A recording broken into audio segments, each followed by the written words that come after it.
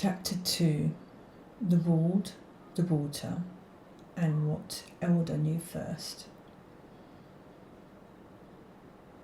In which Mara arrives at the Tide Watch Inn on a Thursday in the rain, learns the shape of the work, meets a cat who has opinions about her, and sits on a cliff with an old woman and discovers that the sea has been waiting for some time. Mara arrived at the Tide Watch Inn on a Thursday in early autumn, which was a fact she would find meaningful later, and which at that time she was not in a position to find anything at all, being primarily occupied with the considerable practical challenge of navigating the Harbour district with a large bag, a smaller bag, and a paper parcel of provisions she had been advised to bring for the first week, and the rain, which had started somewhere around the coastal road and had not yet reconsidered its decision. She had known about the position from a notice in the city's professional register, posted by the Harbour Authority on behalf of the Tide Watch Inn's current keeper, a woman named Sarah, who was looking for an assistant with attention to detail and an interest in the work of a small specialist inn. The notice had listed requirements. Mara had read the list 3 times and then read it again, then made a list of her own qualification against each point, which was not required of applicants, but which was, she had found, a reliable way of establishing whether she was actually suited to something or whether she only thought she was, which were related but distinct categories. She had scored herself honestly. The scores were good. She had arrived. The inn was not what she had expected, which was useful information. She had expected something more plainly institutional. A working building, professionally managed, its character subordinate to its function. What she found, standing at the bottom of the steep street in the rain, looking up at the front facade of its small paned windows and the light inside them, was something that felt less like a place of business than a place that knew what it was for, which was a distinction she had not previously thought to make, but that arrived looking at the building with the quiet insistence of true things. She noted this without knowing what to do with it, and went up to the door and knocked. Sarah opened it. She was not what Mara had expected either, which continued the pattern. A woman of middle years, with the quality of someone who had long since made her peace with where she was and was getting on with it, whose hospitality was not warm in the performed way, but warm in a structured way, the warmth of a building well maintained. She looked at Mara for a moment with the frank assessment of someone who had been running an inn long enough to have developed a reliable sense of what arrived at her door and what it was there for. "You'll be the applicant," she said. "Mara Ashford," Mara said. "I'm sorry about the rain." "It's not your rain." Sarah stepped back from the door. "Come in, I'll put the kettle on and we can talk through the work." Mara came in. The inn received her with the quality it brought to most things, steadily, without ceremony, as if the situation were ordinary, which it was, and as if she were expected, which she was, and as if there was something underneath both of these facts that would take time to establish, which there was. A grey cat materialised from somewhere, One of those cats that seemed to have been present for some time already, in a position of relaxed surveillance, and had simply not been noticed until a moment of his choosing, and looked at her from the hallway with the thorough attentiveness she would come to understand was his baseline mode of engagement with most things, and with her specifically. She looked back. She was not, as a rule, a person who found animals unreadable, but this one was giving her the impression of being read rather than reading, which was new. "That's Bramble," Sarah said from the kitchen doorway. "He'll be assessing you for a while. Try not to take it personally." "How long does the assessment usually take?" "Depends," Sarah said. "Kettle's on." The work was everything the notice had described and several things it hadn't, and Mara's list turned out to be accurate on all the points she had scored highly, and slightly optimistic on two she hadn't, which she addressed over the following weeks by the straightforward process of learning what she didn't know and adjusting her approach accordingly. The inn itself was a thing she hadn't listed because she hadn't known to list it. The quality of attentiveness in the building, the particular way the ward worked, the specific kind of guest the Tide Watch Inn attracted and the reason why. Sarah explained the ward on the third day in the cellar in the same matter-of-fact way she explained everything, showing her where the maintenance points were and what they required and how to tell when something needed attention before it needed urgent attention, which was the useful version of knowing.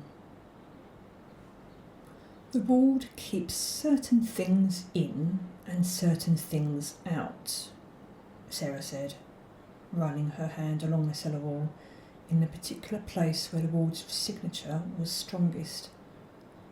A gesture that looked casual and was not. "Most of the time you won't notice it. Sometimes you will. The noticing is useful information." "What kinds of things does it keep out?" Mara asked, which was the next logical question. Sarah looked at her with a slight adjustment that Mara had come to recognise as Sarah considering how to be precise without being either misleading or exhaustive.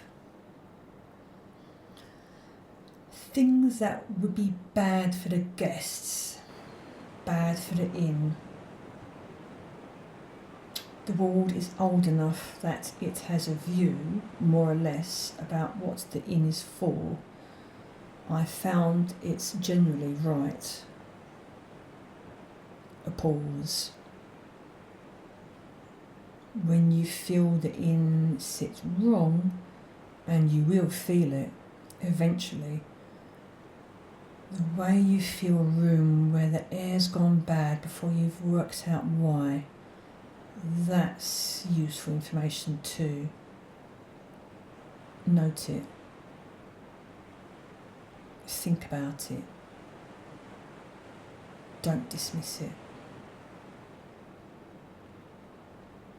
Mara noted this in the small notebook she carried, which already had 14 pages of notes in it from the first week, and filed it under things that are more precise than they first appear, a category she was developing in real time. She met Elder in the third week. This happened because she had offered on a Thursday morning to take a delivery up to the Cliff address, when Sarah had a complicated situation with a guest's booking that required her presence, and because Elder had opened the door and looked at her with the same quality of assessment that Bramble had used on her first arrival, which was starting to seem like a regional characteristic, and had said, "You're new at the inn." 3 weeks, Mara said. Elder took the basket. She looked into it with the brief, thorough attention of someone verifying against a known list. Sarah didn't warn you about the path. She said it was steep. It is steep. It is also, Elder said without inflection, instructive for people who are going to be living at the bottom of it. You can learn quite a lot about what's coming from the water from up here. She set the basket on the step. You'd better have tea. This was not, Ma understood, a question.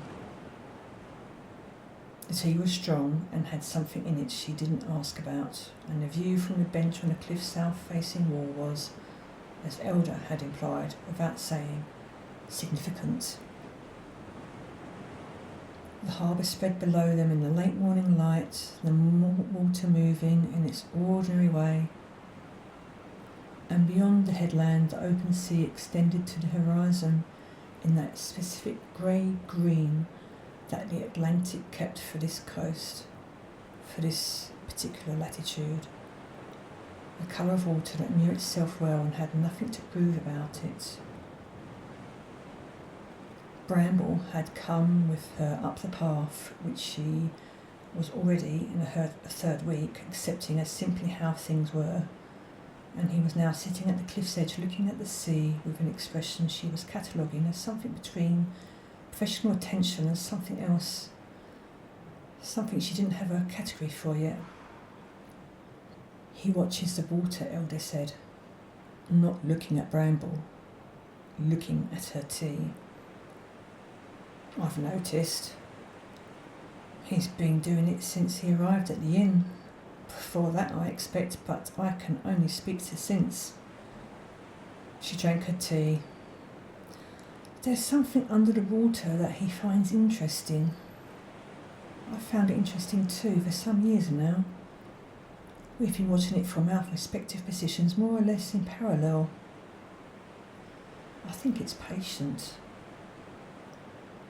She said this in the same tone she might have used to say the weather will change tomorrow, or the baker's festival bread was good this year, simply, factually, as a piece of information worth having. Mo looked at the sea. How patient. Elder looked at her with a quality of attention she brought to things that were worth looking at properly. Patient enough that the right question is probably what is it waiting for, rather than when will it arrive. Mara considered this. She added it to the notebook in the category that was becoming, by her third week, the largest one. Things that will make more sense later. She drank her tea. The sea below them was very still for morning with wind. Bramble had not moved from the cliff's edge.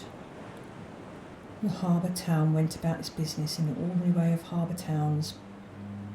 Boats and voices and the smell of fish market on the wind, and underneath all of it, patient, as Elder had said, something waited. Mara noted it. She did not dismiss it. She was going to do well here, said the inn. 300 feet below them and 200 years of stone and salt and accumulated knowledge, in the way it said things that were true before anyone was ready to hear them. She was going to be, it thought, with the specific quality of thought that very old buildings developed when they had been paying careful attention for long enough. Quite something. The world hummed below them, patient and intact. The sea, as always, was paying attention. 3 people on a cliff and in a building, becoming slowly what they were for.